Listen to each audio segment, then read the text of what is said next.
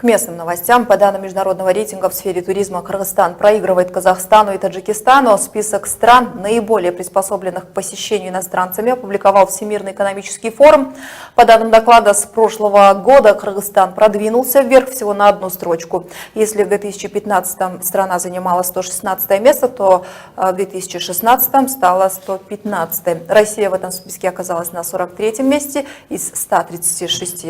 Казахстан на 81-м обогнал нашу страну и Таджикистан. Республика заняла в этом году 107 место, при том, что в 2015 стояла на 119 позиции. Отмечу, при составлении рейтинга эксперты учитывали в первую очередь ситуацию с безопасностью в государстве, конкурентоспособность цен и открытость страны на международной арене. Туризм в Кыргызстане в цифрах: за 5 лет число иностранцев, приехавших в республику, выросло лишь на 6%. При этом сфера туризма составила менее 5% от ВВП страны.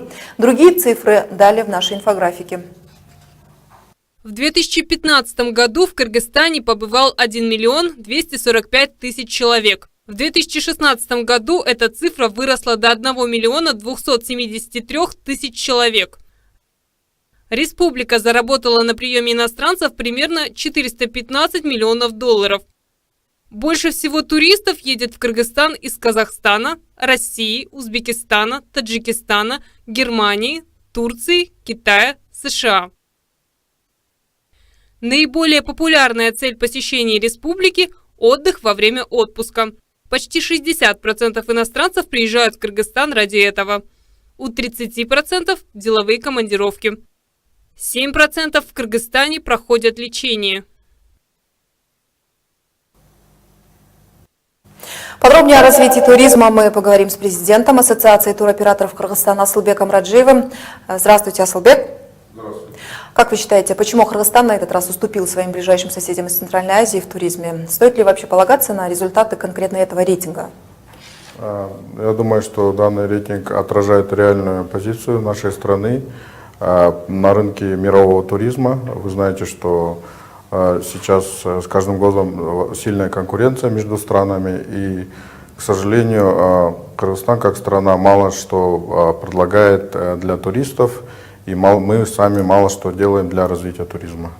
Вот в последнее время туризм в Кыргызстане часто хвалят. В прошлом году, к примеру, газета Financial Times поместила Кыргызстан на 7-е место в рейтинге стран, которые следует посетить в 2016 году. Как меняется ситуация в этом году? Страна падает в мировых рейтингах?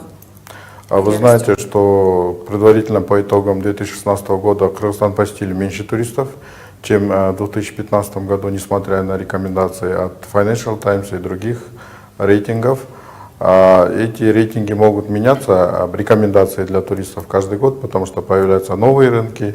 Возможно, на тот момент Кыргызстан был интересен для рейтингов. Но в первую очередь мы сами должны создать условия для того, чтобы туристы посещали нашу страну.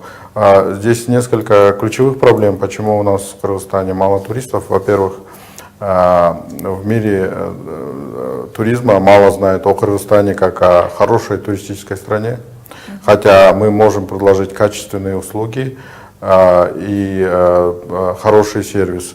К сожалению, об этом очень мало информации, то есть не хватает нам продвижения страны как страны туризма. Второе, это очень нелегко долететь до Кыргызстана, потому что вы знаете, что нас с Европой связывают только авиалинии через Россию и Турцию. Нет прямых сообщений с Европой, в отличие от от наших соседей. Также нет никакого авиасообщения от слова вообще с Азией. То есть вы знаете, что Азия растет как туристический рынок, как рынок, который поставляет туристов на мировой рынок. В этом мы полностью отрезаны от азиатского рынка. Это вторая проблема. И третья проблема – это все-таки наличие некоторых преград для потенциально новых рынков, таких как Китай, Индия, Иран. Это вопросы получения виз и других бумаг. В прошлом году Кыргызстан провел Всемирные игры кочевников, что способствовало приросту туристов. Да? Этой зимой были открыты несколько новых горнолыжных баз. Скажите, какие новшества ожидают сферу туризма в этом году? Ну, особо больших новшеств не ожидается, так как за это время не произошло больших изменений. Зимний сезон, насколько я информирован, тоже прошел достаточно слабо. Вы знаете, что в основном зимние туристы у нас были из соседнего Казахстана. В связи с валютным курсом между тенге и сомом стало не совсем выгодно отдыхать у нас. Насчет летнего сезона ведутся строительство нескольких новых пансионатов, но все-таки это капля в море. Чтобы получить хороший сервис с достаточно приемлемыми ценами, нам нужно еще больше новых гостиниц, новых пансионатов, новых курортов. Вот такой вопрос.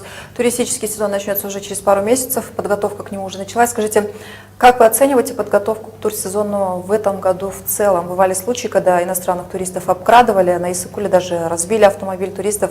Будут ли усилены меры безопасности? Я думаю, что все учреждения и организации готовятся к турсезону. Если даже это было связано с погодой, то, думаю, к июлю все основные здравницы Кыргызстана будут готовы к приему туристов. Но знаете, вопрос безопасности, он такой риторический. В первую очередь мы должны обеспечить безопасность для всех граждан, не только для туристов, но и для кыргызстанцев. Будет безопасно для кыргызстанцев и будет безопасно также для наших гостей. То есть в вопросе безопасности, конечно, мы должны максимум усилий приложить, провести разъяснительную работу среди местного населения, особенно это касается местных администраций. Но такие случаи случаются во всем мире, в принципе. Мы постоянно слышим, что отравились там, случилась авария в других странах. Там, где есть люди, есть такого рода факторы. Но мы должны постараться минимизировать такие вещи и, конечно, не делать негативный пиар в своей стране. Ранее говорилось о том, что туризм в Кыргызстане нужно сделать круглогодичным, так как в данное время пик турсезона в Кыргызстане летом. Что было сделано в этом направлении за последнее время? Вы знаете, у нас зимний туризм только начал развиваться. В основном гости наших горнолыжных баз это кыргызстанцы и малая часть это казахстанцы. Но чтобы конкурировать на мировом рынке, нужны большие инвестиции, чтобы построить нам лыжные базы международных стандартов. Для этого нужно решить ряд вопросов, связанных с землеотводом, связанных с инвестиционными гарантиями. Только тогда, я думаю, и внутренние, и внешние инвесторы могут планировать большие инвестиции в зимний туризм. Что касается летнего туризма, он делится на два вида. Это курортно-рекреационный туризм на Иссык-Куле.